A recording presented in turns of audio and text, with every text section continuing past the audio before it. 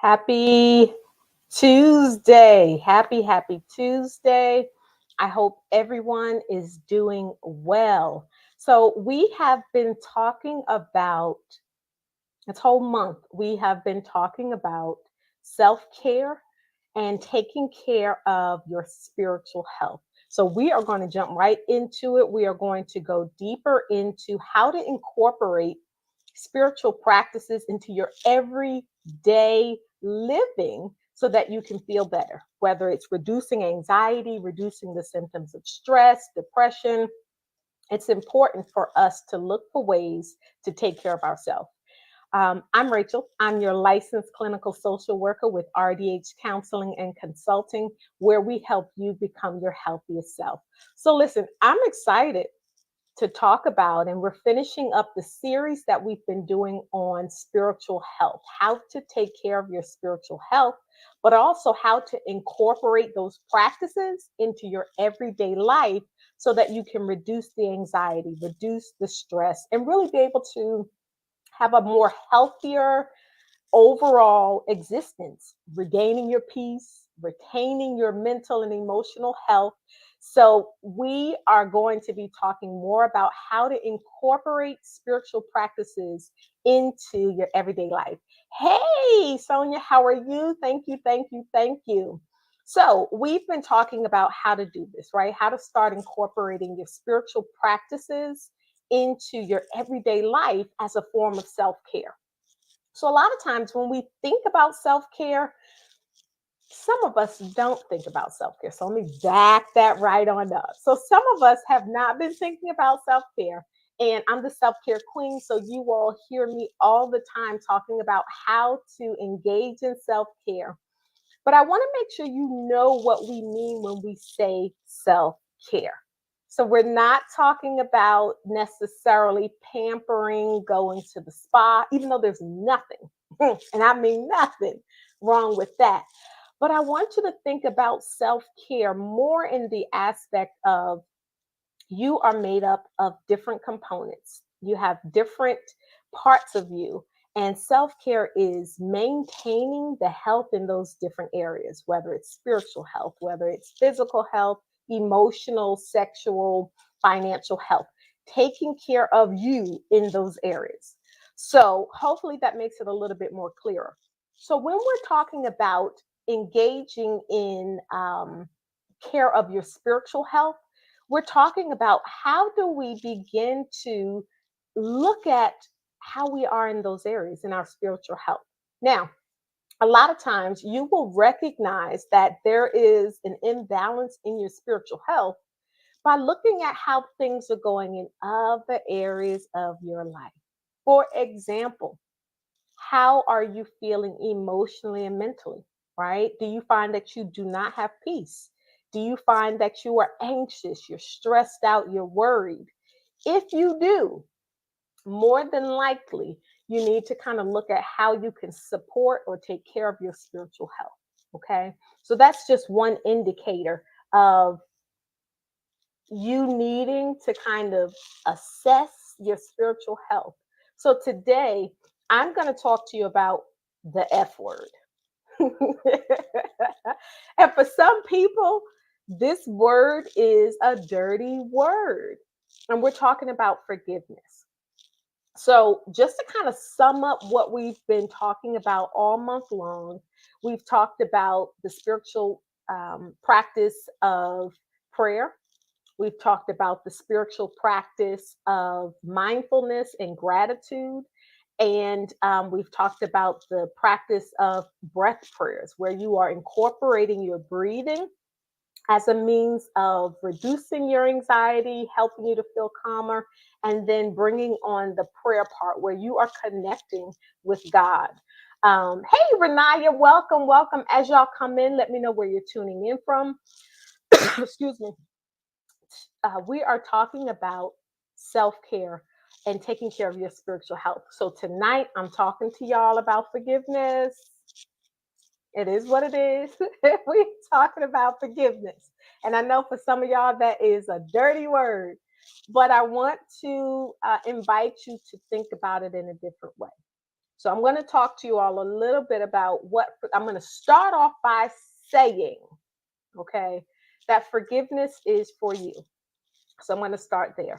As y'all come in, welcome, welcome. P Town is in the house. Feel free to share this. If you know individuals that are they're stuck.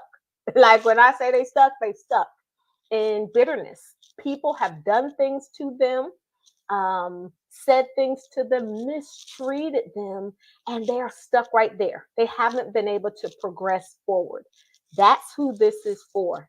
And I want you to share this, invite someone in. We have Hampton in the building. Hello and welcome. So as you guys come in, feel free to share. Forgiveness. Forgiveness. Now, listen, when we're talking about forgiveness, I'm also, okay, so let me say it this way. A lot of times when we think about forgiveness, we're thinking about it from the perspective of forgiving somebody else for what they've done. And that's important too, right? But guess who it is that we oftentimes don't forgive?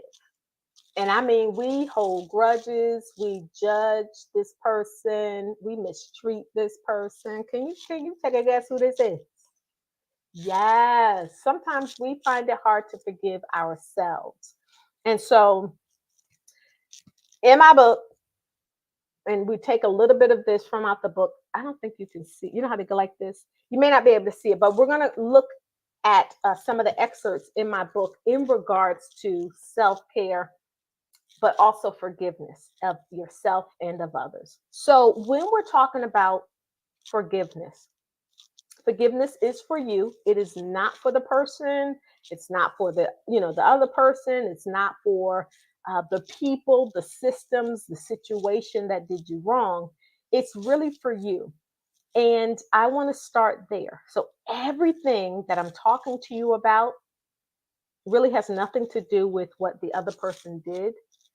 I don't care about the other person. I care about you, right? You are the person that I want to encourage. I want to talk to you about helping you become your healthiest self.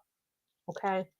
So when we're talking about forgiveness, we're not saying that what happened to you wasn't wrong. We're not saying that. We're not saying that you don't have a right to be upset, disappointed, frustrated, angry, bitter. I'm not saying any of that because some of the things that has happened to you all is traumatic. It's terrible, should not have happened. And yet it has. And you have the right, I use that word, to be upset and to feel how you feel. At the same time, when we are thinking about forgiveness is you stepping out of that place of poison and prison. So there's a saying, and it says, unforgiveness or bitterness is like drinking poison and expecting whoever it is that you're angry with, expecting them to die. So when you hear me talk about forgiveness is for you, that's exactly what I'm talking about. I'm talking about you choosing to release the individual, the situation, the system, to release them from what they have done to you, right? Because when you release them, that's you regaining your power and your control, and that's you choosing to stop drinking the poison. Now, I want to put it to you like this, and I want you to think of it from this perspective. How many times, I have you do it right now.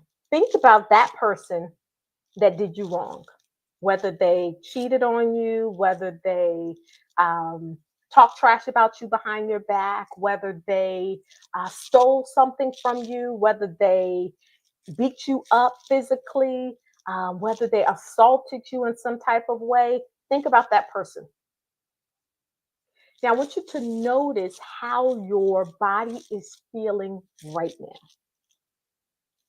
What do you notice? Is there a tightness in your chest? Are you breathing? Is there a tightness in your stomach? Is your heart beating fast? Are you breathing fast? Right?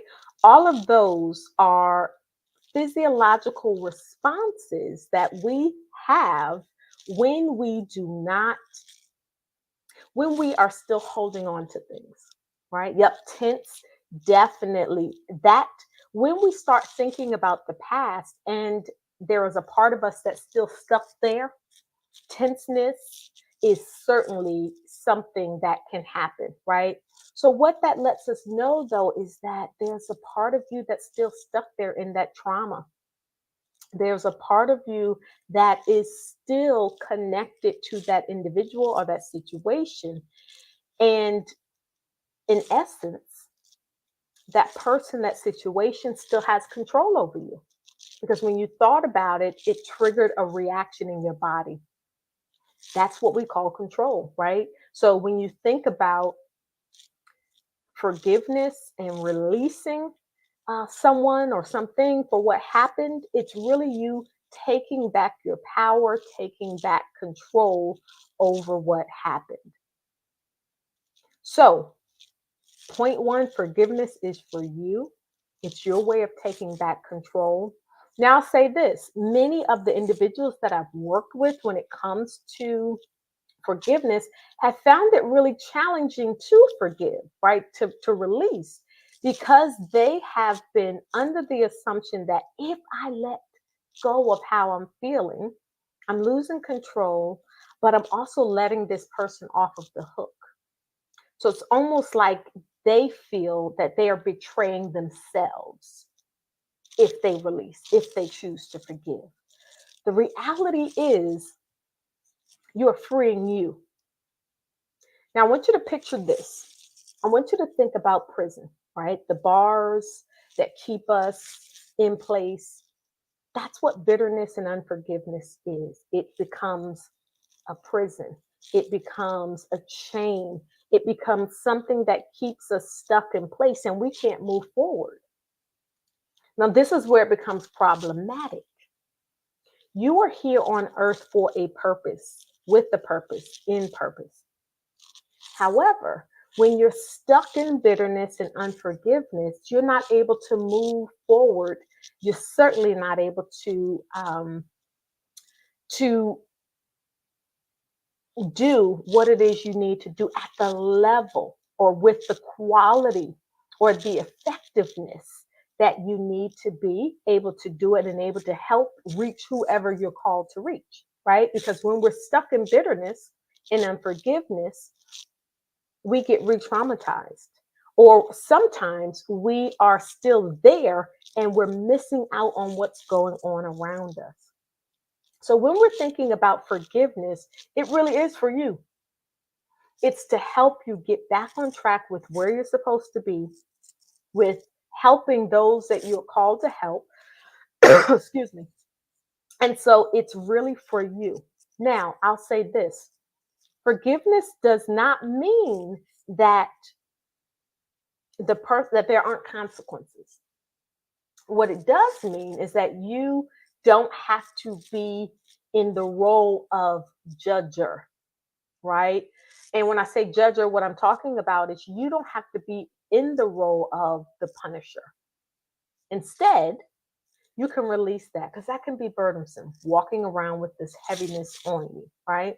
Now, that doesn't mean, though, that people who have shown themselves to be unhealthy, who've shown themselves to be untrustworthy, that we let them back in because we're forgiving them. No, we still are going to be wise about things, right? However, what it does mean is that we can set boundaries, right? So just because I forgive you doesn't mean I'm just going to make something up. Imagine someone that I knew very closely stole something from me, right? I can forgive you, but guess what? You're not coming into my house. You're not going to have access to me or to my belongings in the same capacity or way that you used to have, right? At the same time, I don't have to hold on to that anger towards you, that bitterness, that resentment. In fact, I can release you and I can say, I feel sorry for you, because at the end of the day, it really had nothing to do with me. What you did was a reflection of who you are, how you are, and you've got work to do. So I don't have to stay there in that space I don't have to allow you to rent space in my head or in my heart. Now, there are other times where people say, well, why should I forgive? And the biggest reason, I mean, if we're just going basic, scripturally, foundationally, right? If you don't forgive, well, you stuck, right? Scripture tells us, if you don't forgive, you won't be forgiven. Now, I want you to take a second and think about that. And now think about the last three horrible things that you did. Because the reality is, none of us are perfect. None of us are perfect, right? And we have all done things that we are not proud of, right? And imagine going through life with that being held over our head. So when you're thinking about this forgiveness, it really is important for you to think about it from that aspect. Okay. I find that forgiving varies and it can be challenging, like you want to, but you find yourself ruminating about it. Listen, you're hitting it right on the head. It's a choice. And I'm not saying that forgiveness is an easy choice. It can be challenging, but at the end of the day, it is truly a choice. You decide, I'm either going to forgive this person or I'm not. Now, do you sometimes have to forgive them every day? And I'm laughing just a little bit, but yes, there are times where I want you to think about it like this. If we know that unforgiveness and bitterness is poison, it is as if every day you are offered that cup of poison and you have the choice. Am I going to sip on this or not? Now, there are times where you think, okay, I've forgiven them. I know what they did was wrong, but I'm choosing to release me from being stuck there and I'm going to forgive them, right? Let's say that happens. Then the next day you wake up and you think about, because I want you to think about this too, right? And I share my story with you all. When when I separated, um, my housing, I was like, wait, what's going on? Right? So I had to leave what I knew, what I was comfortable with, where I was living, and I had to move a long ways away. And so every morning, traveling to take my daughter to school, I was like, "Ugh." Right? So every day you may be reminded of what this person did or what took place or what the situation is. And so in those moments, those are now listen to my language. Those are the opportunities for you to choose to practice forgiveness. So every day you get to say, you know what? That cup is being offered out to me, but I'm not going to drink it. I ain't going to do it. Right? I choose to forgive. And one of the exercises that I do with my clients when it comes to forgiveness, because it can be challenging, is I have them to indicate, yeah, or until you see their face. Listen, Linda, you are speaking the truth, right? And so when we're choosing forgiveness, the exercise I have my clients do is I choose to forgive, and you fill in that blank. And I'll share it with y'all now. And I'll share it again at the end because I really want us to think about this idea of committing to your health, your spiritual health, your emotional health. Um, you are so welcome, Sonia. I'll see you can catch the replay. But when we are looking at our spiritual health, choosing to forgive is something that we have to do on a regular basis, because there are times where you think, I thought I was over it, right? And then maybe something else happens that triggers it and it takes you back. When you get taken back to the moment, to the memory, to the image, to the face, whatever it is, that's the opportunity right there for you to recommit to your health. And that may sound like I choose to forgive. I will not hold this person, right? I will not be in the place as judge for this person. I choose to forgive. And so that part is, it's an important part of taking care of your spiritual health, of releasing yourself from the baggage and the bondage that comes when you are unforgiven. That's not the word. When you are bitter, when you're resentful, when you have chosen not to forgive, that keeps you trapped. So I want you to start thinking about that, making that commitment. Now, what's important to recognize is that there are things that have happened. Some things are small. So maybe somebody, I don't know, was talking trash about you versus somebody put their hands on you, right? And there's damage. So there is a level of commitment that is definitely going to be necessary. And I don't want to minimize the effect that things that have happened to you can have. At the same time, I don't want you stuck. I work with a lot of clients who have come in and they have been holding on to things that have happened to them in their childhood, in the past. Some of these people that have done things are no longer alive. So that person has gone on and they are stuck. They have been the ones stuck, trapped, not able to move forward. And then there's some people who have done things to you all and they've gone about their life. They've forgotten. And you are the one stuck holding that bag. And they're going about their merry life, doo doo doo doo doo, and they're enjoying life. And you're stuck in this place of bitterness, and it's showing on your face. It's showing in your physical health. One of the things that bitterness and unforgiveness does is it impacts your body. Your physical health starts to decline, right? So now you got pain in your body. Your back hurts, your neck hurts, you have headaches all of the time. You begin to develop these diseases because your body is at war. Your emotions are all over the place because you have not done the work of forgiveness.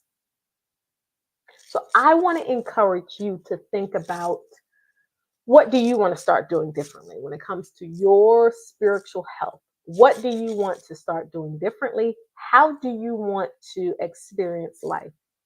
What is the quality of life that you deserve, that you think you deserve? And what are you willing to get it?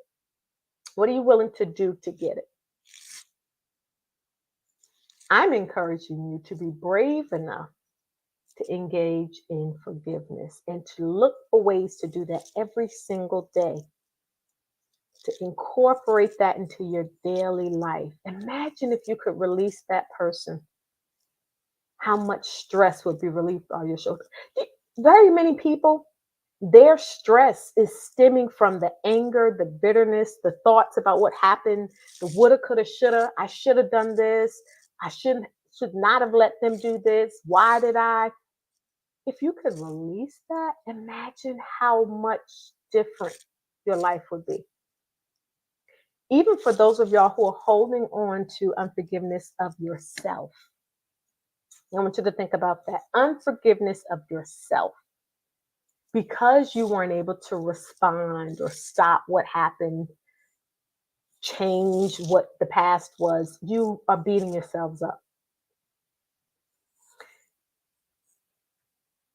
It's so important that you forgive you. And I work with very many clients that are wanting to get to that place where they can forgive themselves for what happened so that they can stop judging themselves because they couldn't do what they thought they should have been able to do. We judge ourselves based on our past performances, but we don't realize that the shoulds are unrealistic expectations. So you're judging yourself for your past performance, but not taking into consideration the level of experience, skill, capacity, capability that you had at that time. So you are beating yourself up because you didn't have what was necessary in that moment to be able to stop or change something.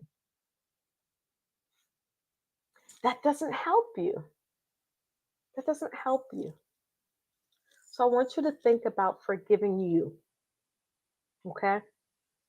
Forgiving yourself, choosing every day to forgive yourself and allow yourself to live. Allow yourself to live. Y'all have too much work to do. There are people that need what you have.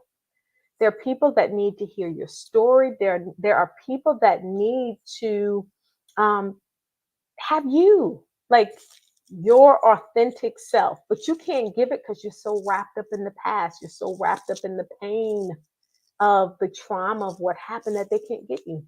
They need you. There's somebody right now that's waiting to hear your voice. It is your voice that they're going to respond to. But you are doubting your capacity and capability because someone said something to you, it hurt your feelings, and now you second guess your ability to be effective as a presenter, to be effective as a business owner, to be effective as a wife, as a parent, as a mother. You are allowing the past to stop you from moving forward, to stop you from your present. And that's a travesty because you're held in prison, and it's in the prison of your mind. So I want to encourage you to think about choosing to forgive either yourself or someone else, even if you never get that sorry from them, still choosing because it's helping you, it's releasing you from the burden. So I want you to think about that. I want to read an excerpt from my book called Self Care Learning to Connect with God. You can get it on Amazon, but I want to read a snippet from it because I think this is so good. And this is what I use with my clients to get them to start thinking about this whole forgiveness piece. Okay. So, when we're talking about forgiveness, it is truly a choice to do it. And one of the exercises I mentioned this earlier is in which I have them to repeat after me when they get to this place and they're deciding, they're choosing to forgive. Today, I choose to forgive, and you get to fill in the blank.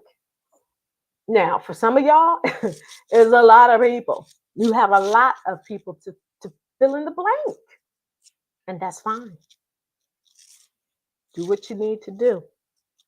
But today, I choose to forgive, and you fill in the blank for, and then you indicate what for. I no longer require anything from him or her or them. Today, I will allow God to heal every area that has been wounded or impacted by what blank did to me. Today, I choose freedom.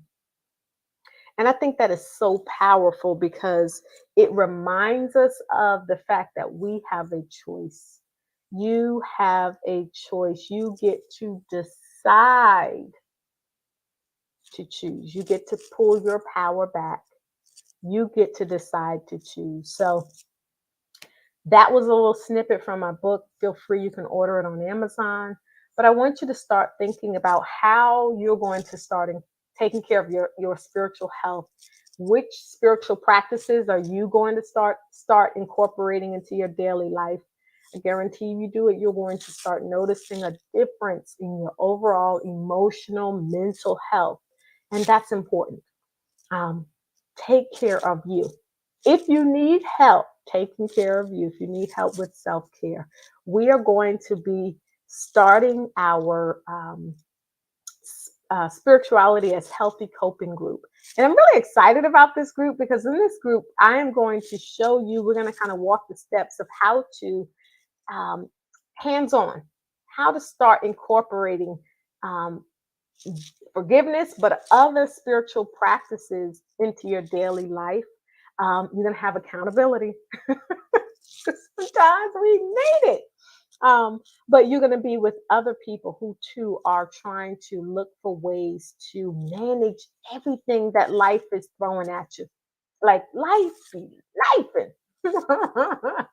And you may be dealing with anxiety, you may be dealing with stress, and you're like, man, what I'm learning in therapy, is good, but I need to be able to incorporate my faith.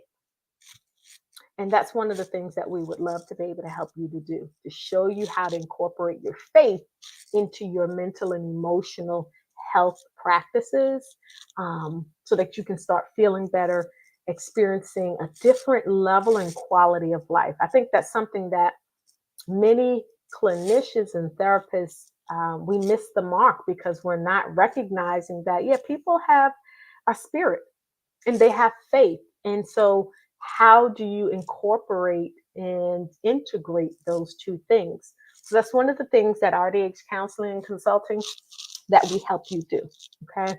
The other thing is, if you're looking for self care, if you are ready to start your self care journey, meaning if you are ready to start being able to work on the relationship that you have with yourself, we want to help you. And we have our self care course. Sign up, register. It is paid, it's online, it's self-paced, so you can go at your pace. You have the community on Facebook of other people who too are working on their relationship that they have with themselves. So I pray that this has been helpful, and I look forward to connecting with you all. Again, this is Rachel, your licensed clinical social worker with RDH Counseling and Consulting, and we want to help you become your healthiest self. So, y'all take care, be blessed, be safe, take care of you because you deserve it. I'll see you later.